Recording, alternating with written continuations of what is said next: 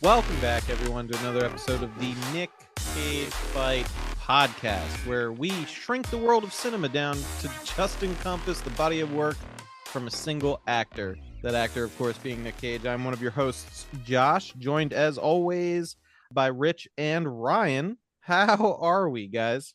I'm disappointed in my boy Bruce Campbell. This was not his best showing. I'm looking at every insect I come across differently now. Yeah, I'm not. Yeah, me neither. Do they have magic?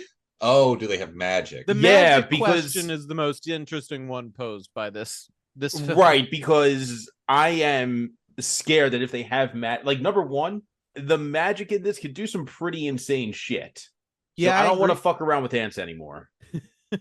Yeah, you got to watch out for that ant magic. So we are here today to discuss The Ant Bully, a 2006 film that was rated PG and has a somehow too long runtime of 1 hour and 28 minutes. Yeah, I was like 2/3 of this movie in. I thought I had been watching it for 5 hours. It dragged a bit. It did. But, we're going to get into it. We're going to go over everything about it. Some odd choices and jokes for a kid's film. But you know what? Let's just open it up with housekeeping, because we have a super sized housekeeping, which is ironic for a movie about things being shrunken down a whole bunch. So first up, we have the director, who is John A. Davis, who directed the Jimmy Neutron Boy Genius movie. Was also associated with the show itself, if I'm not mistaken. He was the creator of the character. It actually has origins back as far as the 80s when he started pitching it as Johnny Quantum, I think, was the original title. Yeah, I saw that in looking through his stuff. But as far as his other directorial efforts, he did Santa versus the Snowman, and The Ant Bully oddly got a TV miniseries and a video game, and he directed both of those. Weird that he directed the video game. There's not usually a lot of crossover from like animation direction directly into video game direction. Yeah, I noticed that as an odd standout as well. Sorry if I'm a little bit quiet here. I'm actually going through the Rotten Tomatoes of this film because I want to see if there's anything weird considering how this movie goes, basically. I'm interested. You're really good at finding reviews that invoke just an indescribable rage inside me. So I look forward to that. Moving on to writers, John A. Davis was also the one who adapted this children's picture book. That's what I saw it described as. That was put out by John Nickel. And as far as I can tell, that's the only thing that John Nickel ever did that ended up getting optioned in the world of cinema. I can't speak to the rest of his body of work, but Ant Bully seems to be the end of the road as far as movies or television. John A. Davis also did the writing for Jimmy Neutron, the TV series, the movies, and apparently was also involved in, I was not aware of this before I looked into it. There was a Fairly Odd Parents crossover with Jimmy Neutron, which I don't know. That is not largely that doesn't surprise me at all. Yeah, I was about to say I didn't know that, but I am unsurprised. It doesn't surprise me, except for the fact that it had to be, filled with children's hijinks, mixing science and magic. I'm assuming it leaned very heavily on that comedic premise. Oh, it probably leaned pretty heavily on Isaac Asimov's assumption that sufficiently advanced science is indistinguishable from magic. Yeah, I think that's the only way Jimmy Neutron wouldn't have become suicidal. That introduction. Yeah, so that covers director and writer, the same writer and director, adapted off of pre-existing IP. And now we get into the cast, which is going to take a little while to get through, because like most of the children's movies that we've covered, or at least the only other animated CGI one that we've covered, this is an ensemble cast. So first and foremost, as always, we have Nic Cage playing Zoc, who is an ant wizard, sorcerer of some sort, primarily an alchemist, as far as the plot is concerned.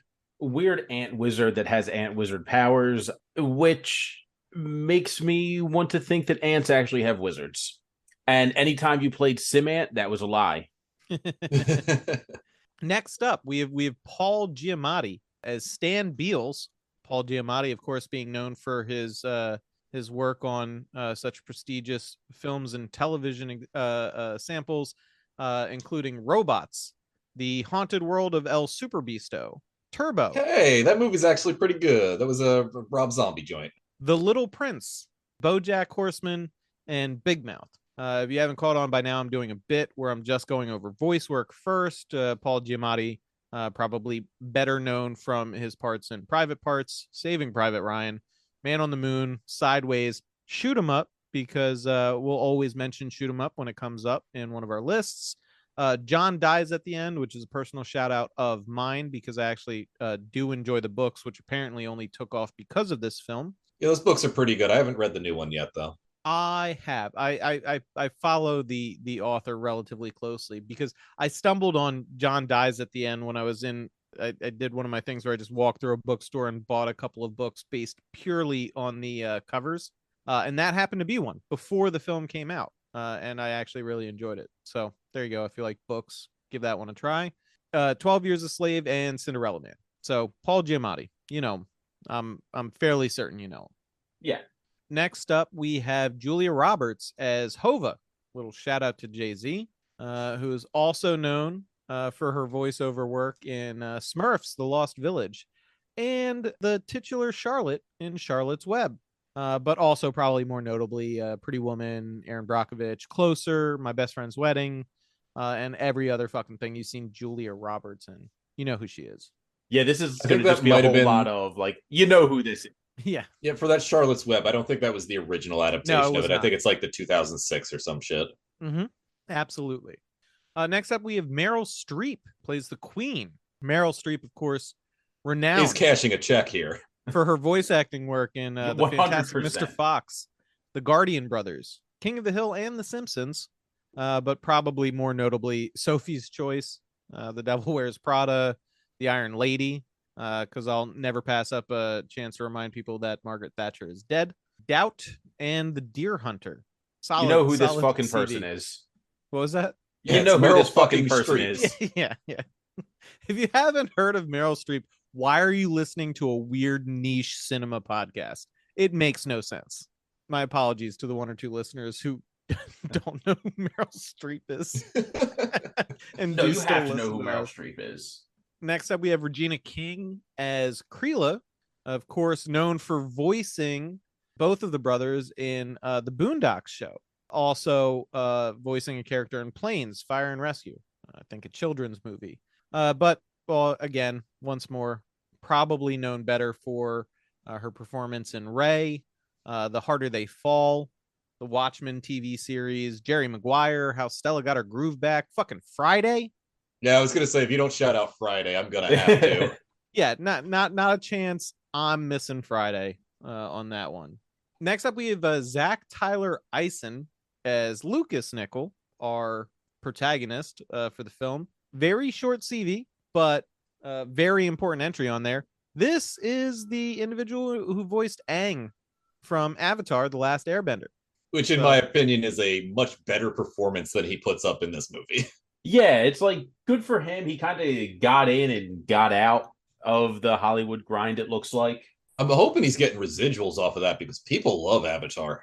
I really hope he is too, because goddamn, that was where he got his money. Yeah, he better still be cashing Avatar checks, man, because that's the whole reason why he made the cut for housekeeping.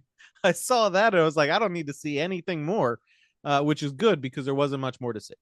Next up on the list, we have Bruce Campbell as Fugax. Fugax? I can't remember how it's pronounced. I don't know. It doesn't matter. I'm just going to call them by their fucking actors' names. Yeah. My favorite part of the Wikipedia on this is Bruce Campbell as Fugax, a scout ant that scouts. Some of those character descriptions are fucking unhinged in a weird way. Like, did you read the one for Lily Tomlin? Read the one for Lily Tomlin real quick. Oh, I gotta hear Lucas's grandmother, who is also old, and Lucas's grandmother. Regina King is Creela, a forger ant that forges. Larry, I'm sorry. So Fred Nickel, Lucas's father, who is also Lucas's father, who wrote these? Chat GPT. Someone with short-term memory loss. It's just the Memento guy writing up the Wikipedia for Ant Bully. A glowworm that glows in the nighttime. A fly who has wings. You don't say. It's a solid distinction. Yeah, Bruce Campbell, who you know, of course, from his voice acting work on Archer, Rapunzel's Tangled Adventure, Cars 2, Cloudy with a Chance of Meatballs. But that also movie Evil fucks, Dead. by the way. What was that?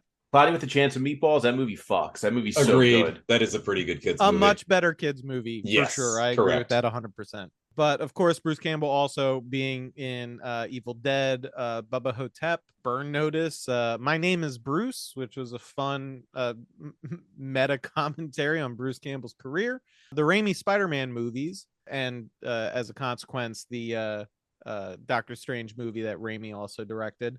Bunch of little cameos there. Bruce Campbell, you know who the fuck Bruce Campbell is. He's also in two really weird fucking like daytime TV action adventure shows that used to run after Saturday morning cartoons. One is Jack of All Trades, which is like Victorian England like mystery show, and the other one is Briscoe County Jr., Weird Western. Are these shows that kind of ran alongside of like Xena Warrior Princess? Yes, that, like, exactly. Right around that same time slot. Yeah, that were like episodic, but they were. I mean, he was also in Xena. Yeah, exactly. But he was also in Xena, and he was also in Hercules. Nice. God, I miss that era of television, but I do not miss Kevin Sorbo. That is correct. Yeah. Next up, we have Lily Tomlin as Momo, which before I watched the movie, I thought it was going to be pronounced Momo. Nope. Momo, specifically. Very carefully enunciated. But I didn't realize she was going to be the grandma. I thought it was going to be an aunt named Momo. Yeah. Yeah, I was thinking the same thing. But Lily Tomlin, of course, with a rich voice acting career, including appearances in The Simpsons, Magical School Bus Rides Again, and Spider-Man Into the Spider-Verse. So keeping it fresh, Miss Tomlin. But also starred in major feature films, including 9 to 5, The Incredible Shrinking Woman, All of Me, Nashville, Orange County. So there you go. I'd like to shout out Shortcuts. Shortcuts is fucking great. She pancakes a kid with her car in that movie. I'm going to shout out 80 for Brady, which is the most unhinged shit I have ever seen. And this is coming from somebody who has watched a Nic Cage film every week for the past 9 months. Good Lord. 80 for Brady is about 4 elderly women who are trying to get to the Super Bowl to watch Tom Brady, and they're then trying to hit on him as well. There's multiple dance scenes. It's fucking wild. Sick. I have to see that now since it has Lily Tomlin in it. It's Lily Tomlin, Jane Fonda, and Sally Field. Okay. and Rita Moreno. Fuck yeah. Like, those are the 80s who are going for so it's Brady. A football themed Golden Girls episode. Yes, absolutely. All right, sold. Does one of them end up sleeping with him? I didn't finish the movie. Oh, hey, come on. You can't come out with strong advocacy for a film you didn't No, yes, I can. Yes, I can. And I did. All right. Just like I will tell everybody not to see the Super Mario Brothers movie. I'm not seeing it. Wait, the new one? The new one, yeah. Not the one with like Leguizamo and Bob Hoskins and Mojo Nixon, who shows up for like half a minute. Okay. Yeah, no, not the classic good movie. Yeah.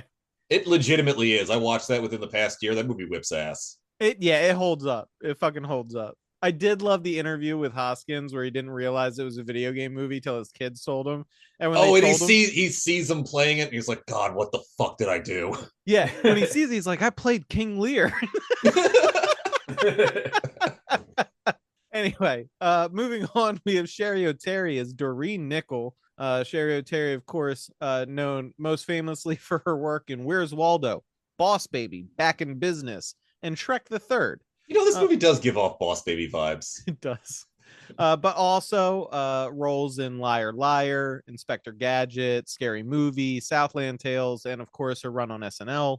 Next up, we have Larry Miller as Fred Nickel, who, of course, was a character in the Bee Movie, The Penguins of Madagascar, Legend of Frosty the Snowman, and Buzzman or Buzzman, Buzz Lightyear of Star Command, Buzzman, but also was in Pretty Woman, The Nutty Professor, A Mighty Wind, 10 Things I Hate About You, and Best in Show, which is actually a very good film.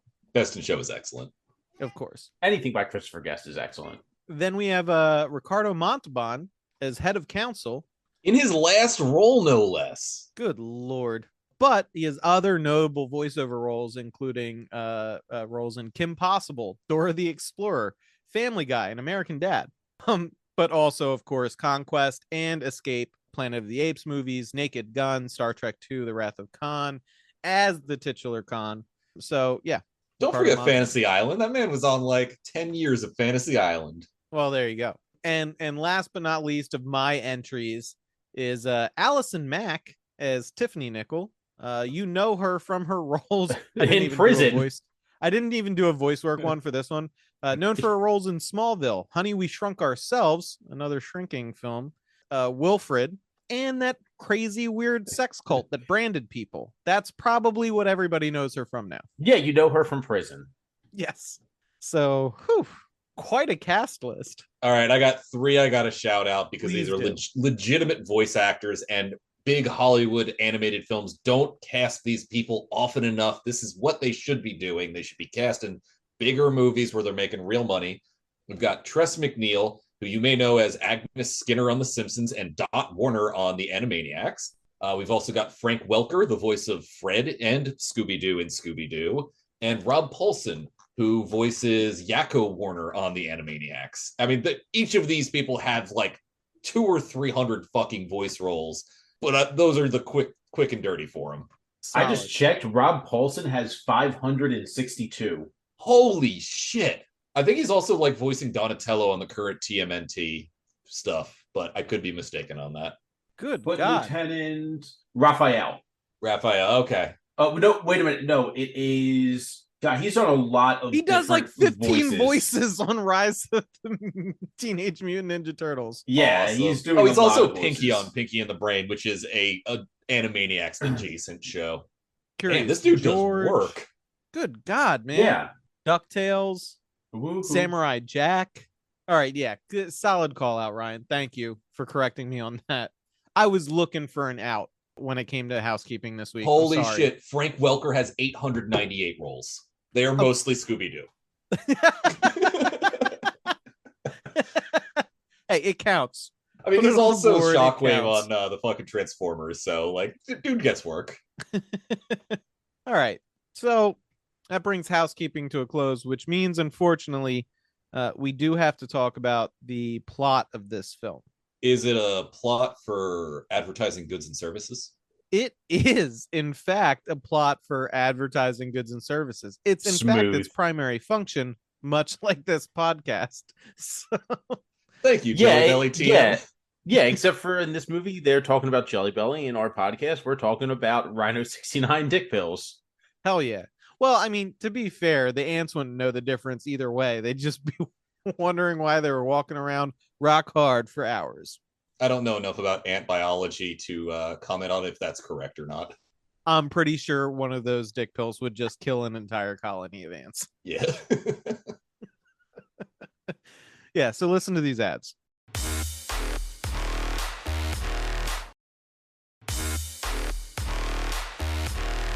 See, now I'm thinking about the exoskeleton. Like, how does a ant boner work?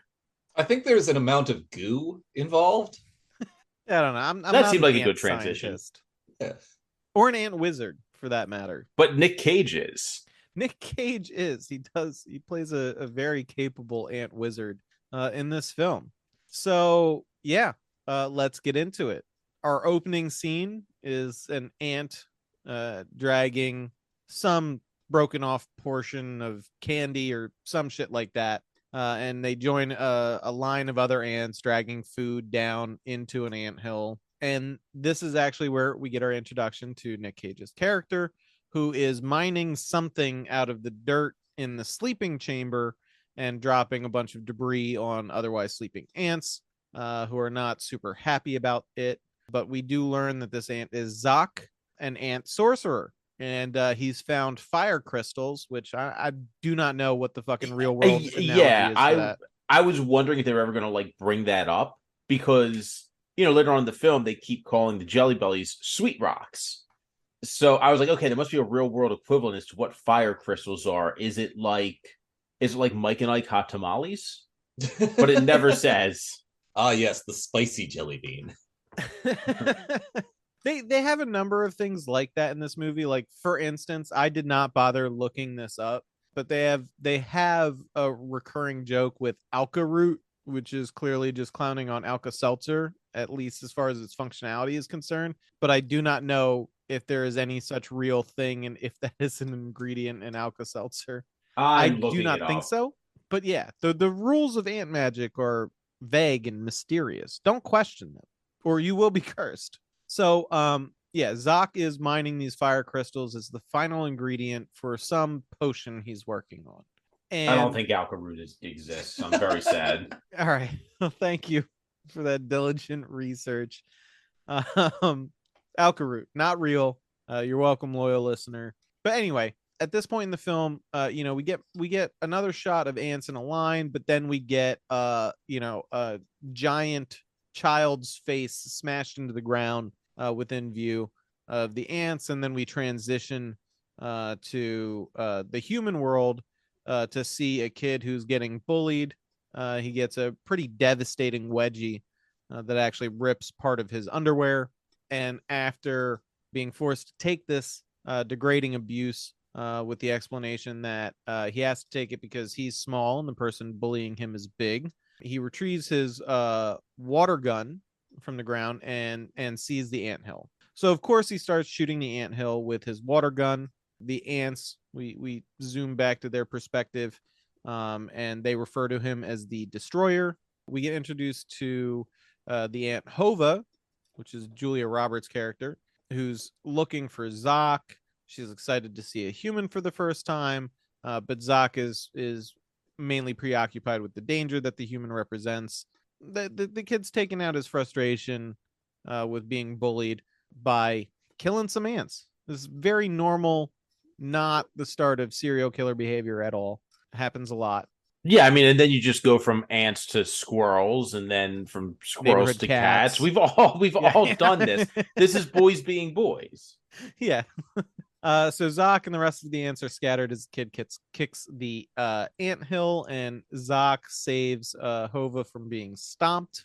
The kid actually gets called inside by his mom before killing more ants. The ants actually hear his mom refer to him as Peanut, which comes into play later in the film. But we do learn that this bullied child's name is Lucas. And when he goes inside, we get some additional context as to what's going on. The mom is worried about her kid potentially being bullied. But of course, like a smart parent, she doesn't ask too many questions, so she doesn't have to do anything about it.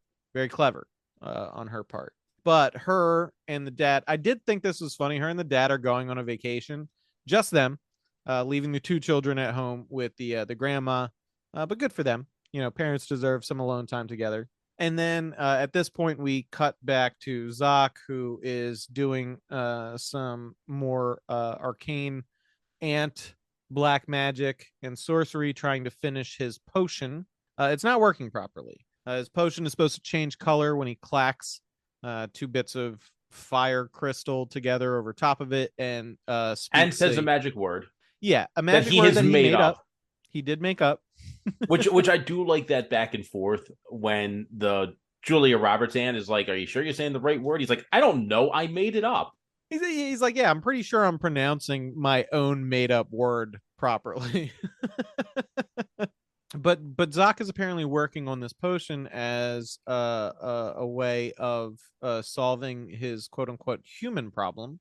Hova decides to tickle him to snap him out of his angry potion making, and they're both interrupted by the head of council, Montalban, who is explaining that they need Zoc's help to stop the destroyer as he is ruining the colony. Cut back to Lucas and his family. The parents leave Lucas and his sister with their grandma. Mamo, the grandma, is apparently a huge weirdo about aliens and thinks fans will stop them. If this movie was made later on, maybe she would have been into QAnon. I was thinking the same thing. Who can tell? Only Q can help us from the aliens. Maybe I could see that. I could see with that a being nice a bit, with a and nice Q bomb. it would have made me so furious because the whole bit with Mamo is that she's the only one who's keyed on into what's actually happening in the film, but nobody listens to her because she's a fucking insane old person suffering from the onset of dementia. So Right. it's Well, the she plot is. of Conspiracy with Mel Gibson. Yes. Exactly. and she is saying the ants are aliens. She doesn't never says ants. They're always, she thinks that they're aliens, but like, yeah, she's kind of on it. She witnesses the start and end of the adventure and does inadvertently save Lucas at one point. So I don't think that's inadvertently. She shouts out that don't crush that ant. It might be Lucas at that point. that's what I mean. Like, you know, No, she notices inadvertently it. would be like accidentally without intention. Well, her seeing the shrunken Oh, figure yeah. and the reverting later. So yeah. So Lucas, of course, gets bullied again the next day, and then as soon as that's done, I mean, he deserves it. He's got trash taste in video games. Yes. Then of course he takes out his frustrations on the anthill once more, but as he is going about this, Zoc manages to figure out how to finish his potion. I don't want to get into the particulars of ant wizardry, but it involves spreading some kind of resin on the fire crystals before clacking them together. But it works. His potion changes colors. But as soon as he finishes it, the chamber floods because Lucas has turned the hose on the anthill.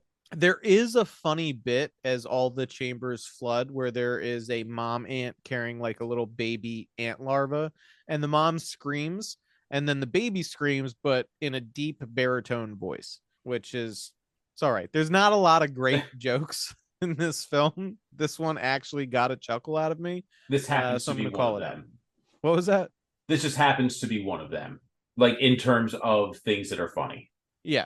So Lucas gets interrupted in his bullying of the ants by a weird older dude. And this is the part that I really don't understand at all. The guy's like a pest control guy. And he hits Lucas with an absurd story about how his dad was supposed to sign a contract before he left, but his dad told him that Lucas could sign this contract instead. So ostensibly, this guy is getting a contract to do some fumigating, after which he'll get paid. But his way in is to trick a kid into signing a contract, which will constitute no legal obligation to pay him at the end of this. It's also not clever because they're trying to make it like a Faustian deal, but that would have to be some kind of a Mephistopheles pun, but they went with Beelzebugs instead, which is just dumb. There you go. That's how you piss off Ryan, is get your Faustian analogy wrong. Yeah. No, I appreciate that. On its face, this does not make sense. Lucas actually pulls back from signing the deal because he's like, this is weird. You're an adult, and I don't know what signing a contract means. I don't think I should do this. But then the exterminator just taunts him just a little bit, and of course Lucas caves immediately. He caves after being called poopy butt, basically. Yeah. Like he says he has a poopy butt and that his mom has to wipe him, and wow, look at my poopy butt. He literally signs the contract that this dude rubbed on his ass multiple times.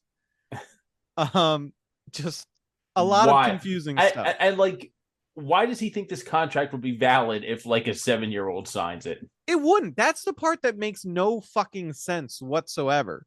Don't I get me think wrong. this movie was written by children, not for children. Like, don't get me wrong. You know, I appreciate Giamatti's performance as the exterminator, but it would have been way better to play this like a Dale from King of the Hill thing, where he's just so obsessed with murdering shit that he's willing to do it for free. He just needs to get the kid to say, yeah, okay, you can come in my yard. It would make more sense. Yeah, absolutely. So I mean, maybe we are missing context from those 7 shorts. Perhaps. I refuse to watch them. I'm not diving into the fully extended universe to figure this shit out. I mean, I will. It could be 7 minutes worth of content. I'm still not going to do that to me. Yeah. Just wait when we make the a Patreon tier where you have to speed run the Ant Bully games. No. Multiples. You have to defeat all of them on all the different consoles with minor tweaks. So the contract has been signed. Zoc and Hova survived the flooding, and Spindle, whose family, genus, and species I am not sure of. At first, I thought it was an aphid, but it flies and its butt glows like a lightning bug. But that is not what it is. Did anybody figure out what Spindle was? No idea. But I know he's voiced by Frank Welker. There you go. I didn't care enough. What bothered me is I couldn't fucking place what kind of bug this thing was supposed to be. I mean, like, they fuck up a bunch of bugs. I don't even know what kind of ants those ants are. Like, they're not fucking black garden ants. I don't think they're carpenter ants. I'm pretty sure they're not fire ants. But they also have a glowworm later in the movie where it just looks like a worm that's bioluminescent. A glowworm's a fucking beetle, man. Yeah, the glowworm character just reminded me. Now I'm gonna date myself real bad because when I was a kid, you know, kids have their like favorite kitty toy or blanket or pillow or whatever. Yeah, of course. Mine was. If you're not familiar with this, back in the day, they had this semi-plush glowworm with like a plastic head, plush body, and some sort of lighting element. Yeah. And I had one of those, and I was like, "This is literally just that toy. That's it. It wasn't. It was not created by somebody who had seen a bug like this. It was based. It was created by somebody who had that toy. So anyway, well, yeah, I mean they don't know. Like they call the Watts are actually like tarantula hawks. Like Yep. Wow, this thing is cursed. You liked this? That's terrifying, Josh. So, Zoc and Hova survive the flooding, and Spindle is the one who successfully retrieves the completed potion at this point. So there's a moment where the head of council is just like looking over the devastation of this massive flooding to the colony, and Zoc indicates to him that this potion is what's going to save them, right? So we cut to a like a POV scene from like ant height infiltrating Lucas's house at night, and Zoc climbs up and pours the potion into Lucas's ear. When Lucas wakes up in the middle of the night, he is ant-sized and butt-ass naked. He falls off his bedside down into a bag of chips that then falls over, and he takes a piece of chip to hide his shameful naked form. Mamo wakes up and makes a fart joke before looking through the house for what woke her up. So this is weird as shit. When she wakes up on that like armchair, you see the fucking Masonic symbol of the square and compass engraved in the chair, and that's like the only time you see any Masonic imagery in the whole movie. I don't know why that was there. I guess because she's just a weird conspiracy weirdo, kind of. And she doesn't live there. That's not her house, not her chair. Maybe she brought. You know what? I'm not even going to speculate. You're right. It's not my problem. Not my chair, not my problem. I mean, she clearly brought stuff with her because, like, she had all the fans and stuff to keep the aliens away because they don't like moving air. Also, I'm not sure if I caught what the purpose of those alarm things were. Was it supposed to detect a power outage? Because they all go off. This is what wakes her up. And I don't know what sets them off. I have no idea. Do not know. Because, again, I thought it was if the power goes out, this will wake her up because her fan defenses are down. But they go off, wake her up, and she immediately grabs a working fan to threaten any aliens that might be trying to bust into the room. Yeah, and it doesn't look like it's battery powered or anything like that. Yeah, I have no idea. Yeah, I'm at a loss. But either way, Mamo actually exits her room with a pair of binoculars with an incredible zoom feature on them, and actually spots shrunken down Lucas being carried away by a group of ants that she misidentifies as aliens. I don't think at this part of the movie, but she definitely... that's what she thinks is going on. She screams and faints or falls and needs to hit her life alert or something, but the ants make good on their escape and take Lucas back to their ant hill, where they ply him with advertisements for goods and services, That's not actually what happens, but we're about to ply you with advertisements for goods and services.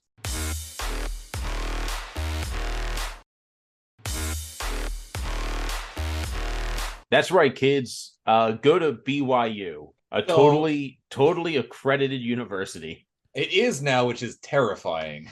Look, man, if you can get through all those classes without drinking coffee, more power to you.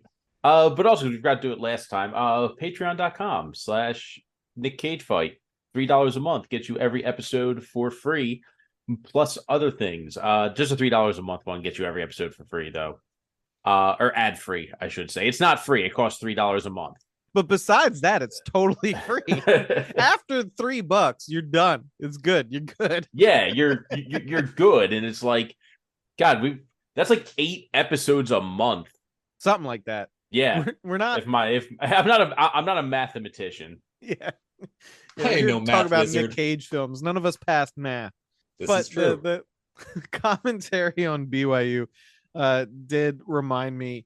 I saw in the public discourse, which is a cursed place that I don't recommend anybody going to. Somebody was shitting on. I'm not even sure what the fucking college was, but it was some. I'm assuming Christian-ish college that somebody posted pictures of their like course brochure, and it's all like Thomas Aquinas religious philosophy discussions, and then it's like math. It's like Plato and Aristotle. Like, I don't think that math is gonna get you very far. No. It just gave me a good chuckle. Anyway, I'm sure BYU has slightly better math, but 2 + 2 equals Jesus. Yeah. And Jesus, as we all know, was what European? He was a good Christian. The Reds are the bad Christians. Not my words. BYU's words. Yeah, I believe that. That is actually what Mormons think. Further, but I do just want to point out I've been on my fiance is a huge true crime buff. I find the genre kind of exploitative, but I do love videos of depositions and interrogations. Sue me, but so I got on a kick of watching some crime documentaries and shit like that. At least they weren't podcasts, but I realized that Mormons have some of the best and most interesting crimes associated. They're beating the shit out of Christians as far as crimes are concerned. Like, what are they doing? Yeah, you can't just drop that and then not bring up some weird Mormon shit. I'll dive into it real quick. So first of all, one of the most sophisticated forgers in history went on a bombing. He's a Mormon, and he was forging like documents from Joseph Smith or whatever. And I can't even remember what the motivation was behind it, but to throw off suspicions of him being a forger or something, he went on a full ass bombing campaign, like mail bombs, including sending one to himself that he knew he could survive or some shit. But his forging techniques were so good that he ended up teaching law enforcement, because they couldn't prove that he forged this one document.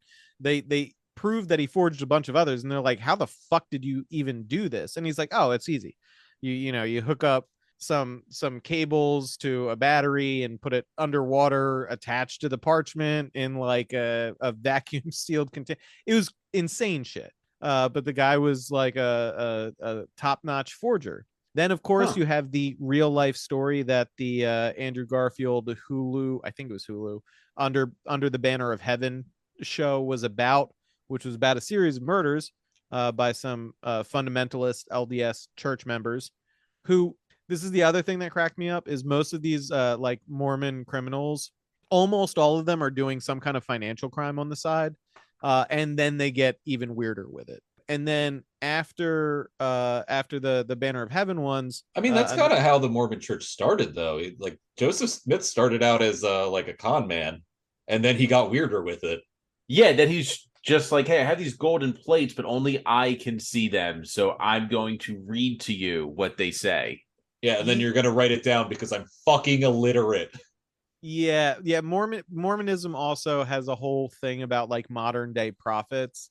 And it turns out policing modern prophets to stop con artists who are just saying, this is what happened and God told me, there's no way for you to prove or disprove this, tends to be a bit of a problem.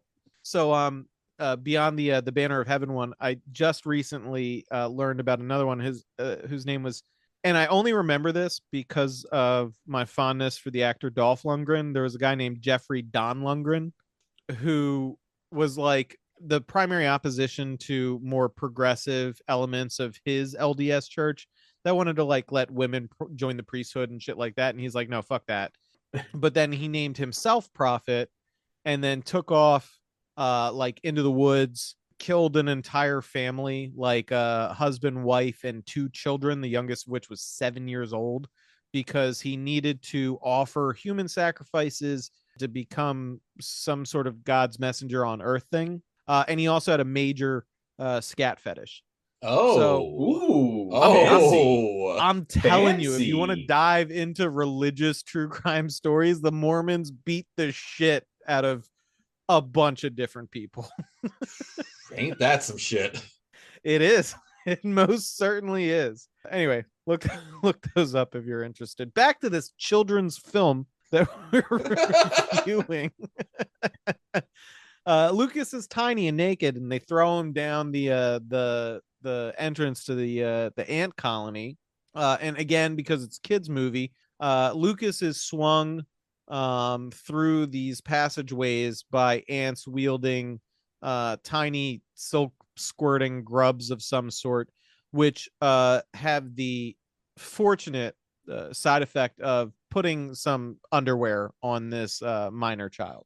So he lands, with some sort of covering now, and is brought before the Ant Council. They read the charges against him, which are pretty gruesome. This is Ant Nuremberg happening right now for Lucas. Well, I mean, he is just committing ant genocide. Oh, 100%. The first 20 minutes of the movie, he is Ant like Joseph Goebbels. Yeah, 100%. But to the Ant's credit, they don't just sentence him to death immediately, despite the fact that, most of the ants are calling for his gruesome murder and then subsequent consumption of his flesh. The Queen, Meryl Streep, shows up to read out the sentence. So despite the calls for blood from the general populace, the Queen sentences the kid to live with and learn from the ants, thinking that if they can change his nature, maybe they can secure their safety on a more permanent basis. And Hova, much to Zach's chagrin, volunteers to be the one to teach Lucas their ways. So Hova starts the training the next day by making a penis joke. The joke is led into basically being like, oh, what are humans like? Are you male? Are you female? And then she peeks behind a curtain. She goes, I can't even remember what the joke is, but it's about Lucas's dick, which is mildly inappropriate for a PG movie. Yeah. But then Lucas, trying to get some reassurance of his own safety, asks Hova to cross her heart that he won't be harmed, and then she proceeds to make an X on her abdomen, and he said, cross your heart, not your butt. And she's like, I did cross my heart. I'm not even certain that ants have an anatomical analogy to a heart or that it's in their butts, but that is a running joke.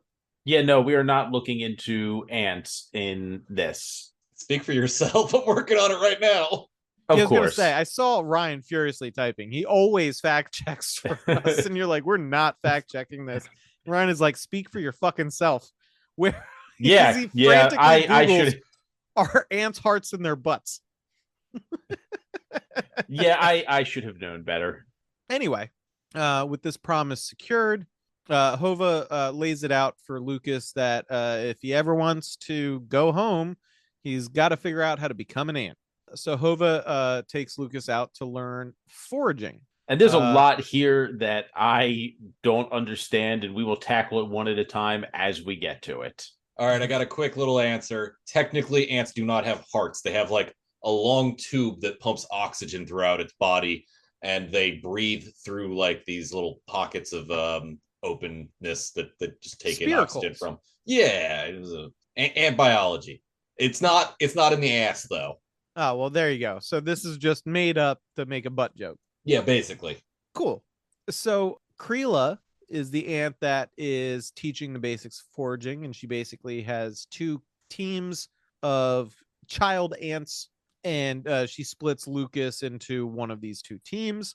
While she's giving her little rundown, Fugax shows up and basically shits on foraging and talks about how scouting is so much cooler. I'm not going to lie, his pitch does make it seem like that's what's up. So shout out to Bruce Campbell for making scout ants seem like they have a cool job. I assumed they did have a cool job. Yeah, they get to eat sweet rocks all day. well, they get to they have to find the sweet rocks. So sure, they can take a little cut. You know what I mean? Before they turn it in. Fee. Yeah, what was that? Little finder's fee. Yeah, a little skim off the top. We've all seen Casino. Yeah, no. And if the new scout doesn't take it, the other scouts know that, they can't be trusted. So Lucas actually manages to successfully clown on Fugax a bit because Fugax has a bunch of different terminology for human structures and items and vehicles and shit like that. And Lucas corrects him as far as the terminology is concerned. But the foraging teams have to go. The contest has started. They're supposed to get to the Sweet Rock and bring back parts of it in this across this little obstacle course, right? So Lucas initially tries to avoid working with his team.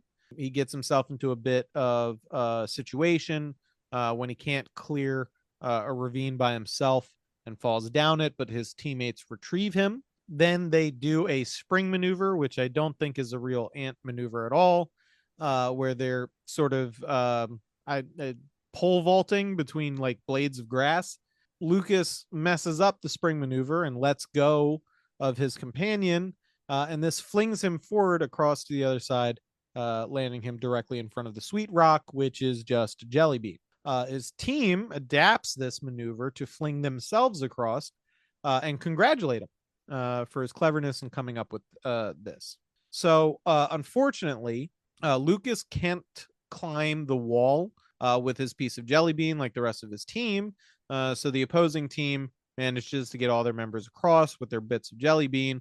So his team loses, and Lucas feels like the game is rigged against him. Let's just talk about it now, because I don't give a shit about spoilers for this kids movie about ants.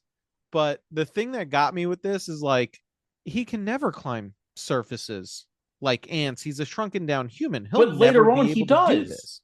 What was that? He does later on. I know. That's what pissed me off, because this innate biological difference, whether he's big or small, seems like something that the ants would have to accept him not being able to do to sort of make this whole our differences, are a good thing, and we should learn how to help each other out with them. But he fucking climbs something later in the film with no explanation as to how he suddenly got Spider-Man powers. Yeah, like there's that, like the whole like ants being able to carry things because like they can carry like 14 times their body weight. I think it's like 10 times, and like that. The top tier athletes like in the world, I'm talking probably less than like 300 people can lift twice their body weight. Like, I mean, it's a children's movie for babies. That's why it happened. Yeah, you say that, but Ant-Man is a thing, and the whole premise of his character being a superhero isn't just that he can get really tiny, but he also gets that, like, he can but fucking sci-fi MacGuffin Pym particles bullshit. So, like, at least that has an explanation. This is a magic ant potion. Yeah. But no, like I was gonna try to find out because I wasn't sure. Like, did Nic Cage cast an ant spell on him at some point that like made him able to climb walls? No, my understanding is he just gave him the shrinky goo. Yeah, but I'm honestly, it is an open question. It's an open fucking question. Is the potion like Ant-Man Pym particles, or does it just make you really tiny? I mean, like throughout the movie, he slowly gets more and more ant-like swag. Like he's got more ant clothes on as the movie goes. I don't know where he's getting those. I took that as like human engineering. He brought human engineering to these weird backwards magic wielding savage ants. He didn't. Hey, this is just Dances with Wolves with fucking ants, isn't it? It might be. I'm not sure, but I do stand by it being at its heart a white savior movie. Yeah. but still very, very confusing. Yeah, this is a movie that says white people can do communism the best, I guess. Yeah, I honestly, very confusing. He can't climb up the thing. This is going to be a recurring issue until it is not suddenly, and the change is jarring. So I'm just trying to warn you, dear listener, as we movie... save you from ever having to watch this film, which I'm starting to think is the primary purpose of this podcast, because we have way more movies that we cover. We're doing this so you don't ever have to fucking see it, than we do ones where we're like, you really should watch that. The next time we come across a good movie that we really want everybody to watch, the episode would be like, should be like, this is the movie, go watch it. That's the end. No second episode this week. No, but this movie would have been way more interesting if it had like a bit of an element of like The Fly, where he is slowly turning into an ant. Oh, that would have ruled. I would have actually been into that. You want kid body horror movies? Yes. Yeah. Fucking turning it into Brundlefly. Like, you don't need to make it body horror since it's animated. You can play it for comedy. Like, all of a sudden he grows out like ant pinchers. You don't like see it happen. He just wakes up one day, it's like, what are these? And then like 2 additional arms like fold out from his back, and he's just like, now I have 6 limbs. What's happening? It's just a small version of the Metamorphosis by Kafka. I was gonna say, what you're describing sounds horrifying. And they would have had to bring on Cronenberg to consult at that point. Gonna end up dying because somebody threw fruit at him weird. But yes, this movie should have been children's body horror. I mean, I do like that the general stance is like, this movie would have been better if it was just The Fly. Shit, I might watch The Fly tonight. So Hova tries to give Lucas a pep talk as they go back to the anthill, and Lucas is just being a dick in the middle of their conversation, which I did think is funny. We're talking about horror elements. Like, Hova this was probably one of the most horrifying scenes to me, because in the middle of their conversation, Hova just like completely disassociates from the conversation. Her pupils start dilating weirdly, her antenna are shifting around. All of this is in response to an attack on the colony that has been launched by wasps of some sort. And so after this disassociative episode, Hova grabs Lucas and takes off. Then we cut to some other ants who are like herding grubs of some sort, basically like their cattle, whatever you want to call it. But the wasps are attacking. Fugax joins in the defense against the wasps, but it's played up for comedy. Like, he's trying to call for a charge, and a bunch of ants just like charge past him, spinning him around. Zoc saves Krila from getting stabbed by one of the wasps, and in one of the weirdest choices in the entirety of the film, in my opinion, is one of the wasps gets knocked out of the air and surrounded by ants, and offers a single plea to try and save his life. And that plea is, I was just following orders, which is a reference that I think might be over the heads of most children. Which means I have so many questions. Like, at the end of the movie, like, again, we don't care about spoilers. At the end of the movie, when those two align, is that supposed to be like the pact in 1937 when the Nazis and the Russians... mean Operation Paperclip? Yeah. Oh, okay. Yeah. We're like the Russians and the Nazis decided to be like, hey, we're just going to gangbang Poland. Yeah, the communism mixing with the group that did Nazi apologia references does seem... Ideologically, this movie is a mess. You can't try and track this shit back to the source. No. I don't think they thought about it like that, but your reading is the only appropriate reading for that later event in the movie. I don't know. I do not know. I don't think the creators know. So I think we're putting more thought into it than they ever did. Yeah, I think so too, but whatever. It's a minimal amount of thought, but at the very least, we didn't get, a post-credit scene where they've incorporated the wasps into, NATO. Or something. All the wasp scientists emigrated to the US. So yeah, absurd, weird reference there. Zoc does show off for the first time in the film that he is not just an alchemist sorcerer, because he definitely blasts a wasp with some with a magic undefined ant magic. It's got the excellent prismatic spray. Yeah, apparently. And I do appreciate they're channeling most of his powers through his staff with a weird special rock on the tip of it. At least we're following wizard rules to a certain extent. But Hova gets cornered by a wasp, and Zoc is pleading for him to Zoc is pleading for Lucas to help Hova in her situation. But Lucas panics and just runs. Completely reasonable. Despite Zoc's pleas. Completely reasonable. I'm sorry. If there was a wasp in front of me that just wanted blood that was 10 times my size, yeah, I'm running too. I would do that for a regular sized wasp. Yeah. And me being a full sized human. I don't fuck with wasps. Yeah, wasps are scary. Much bigger than them. Yeah, wasps are horrifying, and Lucas is a child. But this does help cement Zoc's general disdain for human beings in general. But Lucas panics, he runs away. As he flees, he's being stalked by a different wasp. And as he's trying to hide, getting burnt by refracted beams of sunlight, he spots an unpopped tiny firecracker that his bully was tormenting him with earlier. And he manages to light the remaining fuse with, again, some refracted sunlight, and then has to go about dodging stings from the wasp. But the wasp's stinger gets stuck in the firecracker and then blows up, presumably just vaporizing the wasp that was attacking Lucas. There's a very good visual gag here too, that like when it explodes, it zooms out to like what a person would see, and it's just this little like poof. Like, yeah, it's like nothing, but to them it's like fucking Nagasaki. Yeah, like a bomb went off. It does have the larger effect again with the visual gag of zooming out. That was pretty solid, and a genuine physical comedy joke everybody can laugh at, unlike some of their other choices. But it does have the wider effect of scaring off the entirety of the attacking wasp force. And I think that's where we can cut it for episode 1.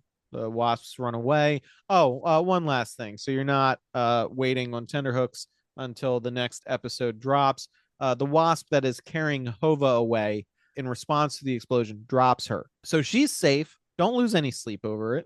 We'll get back to what happens after these events in our next episode, where we wrap up the ant bully. In the meantime, of course, you're always welcome to follow us on social media. We're still on Twitter. You can find us at cagefight_pod. Patreon.com/Nic Cage Fight. $3 a month gets you all of these episodes ad-free. $10 a month gets you bonus episodes where we will be watching The Wrestler in the next 2 to 12 business months. Definitely coming soon. That's the best one yet. Definitely coming soon. You can hold your breath on this one. Absolutely. Yes, you will not die. Like we will get to it so soon. It's gonna happen so soon. Hang on, because I have a list of things that we are going to do. The original Gone in 60 Seconds, the original Bad Lieutenant. I'm thinking of ending things, as well as I'm not a big SNL person, but I do think that the In the Cage with Nic Cage with Andy Samberg playing Nic Cage is actually pretty good. I haven't seen it, so I'll be alright. They're pretty good, especially the one with actual Nic Cage. I'll have to check it out. I'll link it. They're like 2 minutes long, and I find them humorous at best. I'm gonna watch it literally while we're doing the Patreon episode. I will not watch it beforehand. I want a live reaction to it. All right, fair. I think they're fine. All right. Well, thank you, loyal listeners. Before our next episode, stock up on your gas station dick pills, and be sure to watch for the second half of The Ant Bully. And as always, we appreciate you.